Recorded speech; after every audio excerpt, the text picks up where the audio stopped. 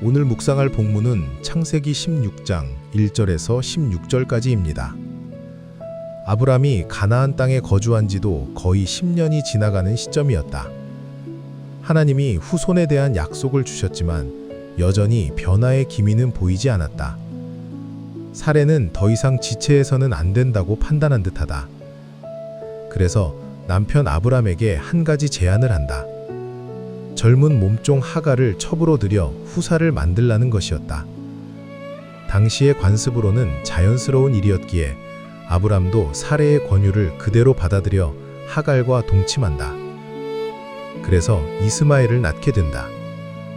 하지만 사례의 이러한 판단과 결정으로 인하여 아브람의 가정에 균열이 생기고 불화가 생겨났다. 주인의 자식을 잉태한 하갈이 기고만장해져서 여주인 사례를 우습게 여기기 시작했다. 이로 말미암아 사례가 마음고생을 적잖게 했다. 참다 못한 사례가 아브람에게 이 문제를 수수방관만 하지 말고 책임을 지라고 항의하기까지 했다. 하지만 아브람은 가장으로서 이 문제를 적극적으로 해결하려 하지 않고 사례에게 슬쩍 떠넘겼다. 이에 사례는 하갈을 대놓고 학대를 했고 하갈은 견디지 못하여 도망을 치고 만다. 물론 천사의 권유로 다시 돌아와 아이를 낳기는 했지만 말이다. 정말이지 조급함이라고 하는 것은 삶의 부분에 많은 영향을 미친다. 특히 우리 한국 사람들은 대체로 성질이 급한 것 같다. 외국인이 한국에서 제일 먼저 배우는 말이 빨리빨리라고 한다. 다른 나라에서는 5년도 더 걸리는 공사를 단 1년도 안 되어 뚝딱 끝내는 도깨비 같은 나라이다.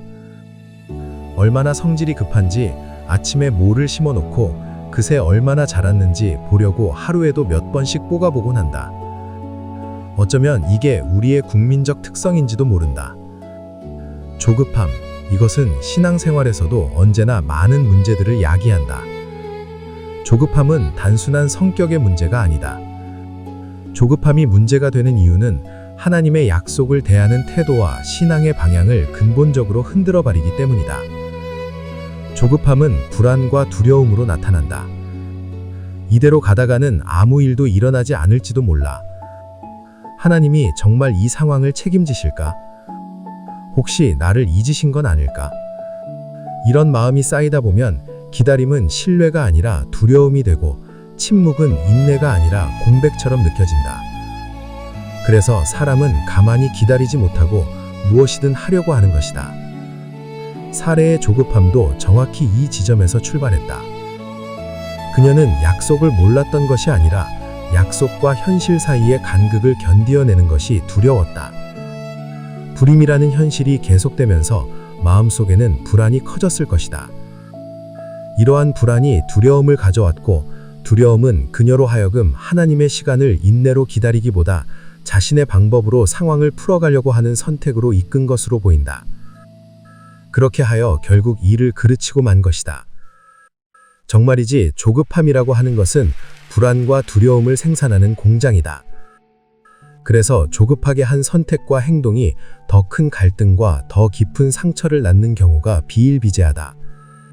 사례의 조급함이 가져온 선택이 결국 하갈과의 관계를 무너뜨리고 가정을 긴장과 불화의 장으로 만든 것처럼 말이다. 조급함과 신속함은 다르다. 조급함은 열심과도 다르다. 조급함은 죄이다. 나도 언제나 이 점을 조심해야만 하는 것은 지금 내 속에도 적지 않은 조급함이 자리를 잡고 있기 때문이다. 하나님의 약속과 내 눈앞에 펼쳐져 있는 현실이 너무도 다름으로 인하여 조급한 마음에 흔들리는 것이다. 그러므로 긴 호흡을 하고 마음의 여유를 가지며 나를 향하여 가지고 있는 하나님의 계획을 믿음의 눈길로 바라보며 삶의 걸음을 해야 할 것이다. 그러지 않으면 사례처럼 나 역시 헝클어지고 망치는 인생을 살게 될 것이니 말이다. 이러한 조급함을 가지고 살아감에도 불구하고 내가 감사하는 것이 있다. 어제의 묵상에서 살펴본 바와 같이 아브람은 가나안 전쟁에서 승리한 이후에 상당한 두려움 가운데 살았다. 하나님의 은혜로 대승을 거둔 것은 사실이지만 그돌라오멜의 연합군이 전열을 재정비해서 언제 다시 공격해 올지 모를 일이었기 때문이다. 이때 하나님이 나타나셔서 아브람에게 하신 첫 말씀이 두려워하지 말라는 것이었다. 사례처럼 조급함으로 인하여 불안해하고 두려워하는 나를 향해서 주님은 서두르지 말라고만 말씀하지 않으시고 두려워하지 말라고 먼저 말씀해 주시니 참으로 감사하지 않을 수가 없다. 지금 내가 할 수 있는 것은 완벽한 모습으로 기다리겠다고 다짐하는 것이 아니다. 오히려 불안과 두려움이 고개를 들 때마다 그것을 숨기지 않고 하나님 앞에 솔직하게 내어놓는 것이다. 조급함을 덮어두려고 하기보다 조급함의 뿌리가 되는 지금의 불안과 두려움을 하나님께 온전히 맡기고 주님의 도우심을 구하는 것이다. 그 자리에서 믿음이 다시 숨을 쉬기 시작할 것이니 말이다.